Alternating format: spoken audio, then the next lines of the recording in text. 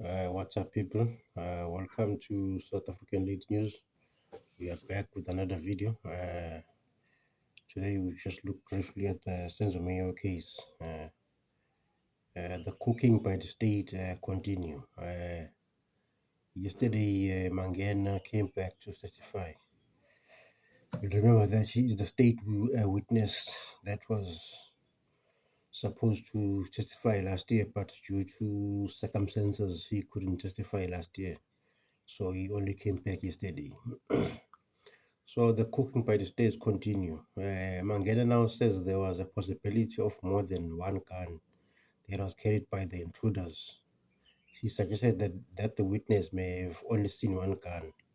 So he's telling us that Tumelo and Zandi didn't see the other gun, they only saw one. But now, how is it possible that two people saw the same thing and one person thinks it's wrong? It's unbelievable.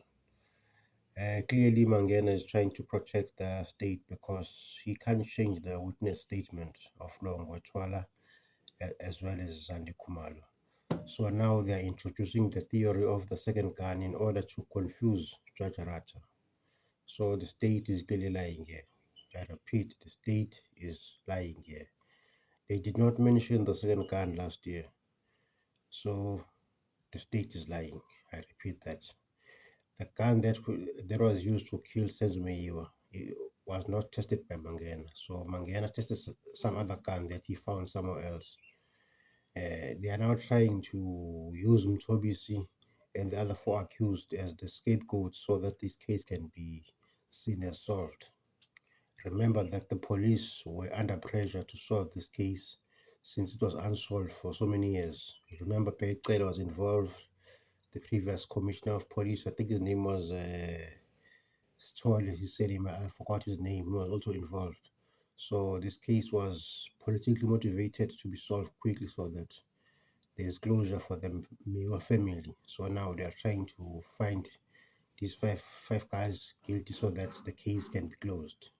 It's clear that that is the state strategy, and Malloy now will just do anything to make sure that these guys are convicted. And they made sure to find to find guys that were previously convicted of some cases so that their case can be believable. So they made sure that they charged someone like Nduli and Mapisa because they are known hitmen. So they thought that the public would believe their case as long as they bring someone that's unknown to be killers. But the evidence that they brought forward for now, it doesn't show that. It's just contradiction after contradiction. You'll remember that when Mangena testified last year, he linked the gun that allegedly killed Senzo Meyiwa to accused number three. Accused number three is Mthobishi Ncube. Sometimes they call him Carlos. That's his nickname. So Mangena and Rudolph said that the gun that was found in the home of accused number three is the same gun that killed Senzo Meyiwa. Simply because the bullet jacket or the bullet that was found on the crime scene matches the striations of the gun that was found in Mnube's house. They said that gun that killed Senzo Meyiwa is a 9mm, but we know that the witnesses said it's a gun with a wheel, which is a 38 special. So I repeat, the state is lying. But you will remember that the witness in the house also said that they are not sure which accused is the one that was carrying the gun. So there are so many things that the witnesses are not sure of. So it's difficult to believe anything that the state has brought forward so far. After Mangena waited for a year to give his testimony or to be cross-examined by the defense, I'm sure he had enough time to think of a believable story. So the theory of the second gun came to mind, and then that's why now he's saying that there's a possibility that there were two guns and the witnesses did not see the other one. And then there have been several delays in the case, and those delays were mainly caused by the lack of funds to pay for the defense expert. You'll remember that legal aid had to come to board in order to pay the likes of Mshololo, Mnisi, Mngomezulu, as well as Numala, because the accused could not afford to pay for the expect, because they are obviously behind bars, so they are not working. So that was caused delay. So you can't blame the defense for these delays, because if you don't have money, then you can't pay for the expect. So the delays were not due to the defense.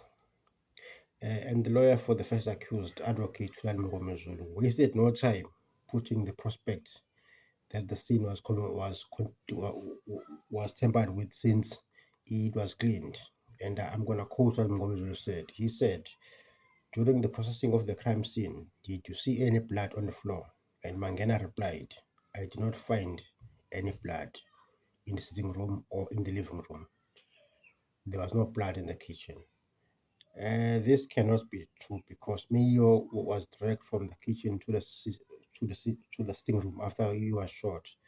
So there should be plenty of blood in the floor. So clearly, this is a lie. Everyone can see that.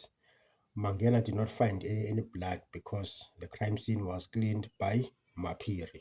Mapiri is the neighbor that came after Senzo was shot and taken to hospital. Senzo were busy, not Senzo. Kaylee and the family were in the hospital, and Mapiri was left behind to clean the crime scene. So the crime scene was tempered, and Judge Rata needs to remember that, because it is very important to note that, because a tainted scene cannot be relied on. So Mangena's evidence, it can't be trusted. But the rest of the day, it was just the repetition of the same evidence that we've had before. So there was nothing much. Earlier on to the morning, Ngomezulu said Long were shot and killed Senzo on the night of the 26th of October. That's something that we already know. He said Longwe is obviously the son of the famous musician Chico Twala. So he's got very powerful people behind him. And then Ngomzulu told Mangena that Longwe fatally wounded Meiwa. He did so by shooting him by a 38 revolver, the gun that belonged to his father, Chico Twala. Mangena said Twala's gun, which was described as a 9mm parabellum pistol, he said tests were done on that gun, but the test came back negative. Or obviously, the test will come back negative, because it's not the same gun. Mngomezulu also said that the investigator that took down Tumelo's statement said it's a 38 revolver special because of how it was described to him by Tumelo. Then the fourth person, who is the lead investigator, Brigadier Geninda, when was he bringing the warrant of arrest application, he mentioned the 38 special revolver. But now Geninda is saying something else. But earlier on, he had said it's a 38 revolver. So Judge Raj will have to see through all these. Will have to see all these lies by the state. If he was a fair judge, it's gonna be more interesting when Advocate Mnisi is grilling Mangena, since Mngube is his client. Mngomezulu was just warming up for the other defense lawyers. So Mangena and his English will crack at some stage, because it's not easy to defend lies.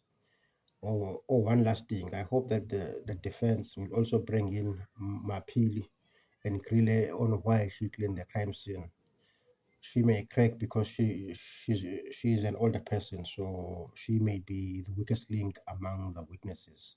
So she might end up leaking sensitive information about the Kumalos.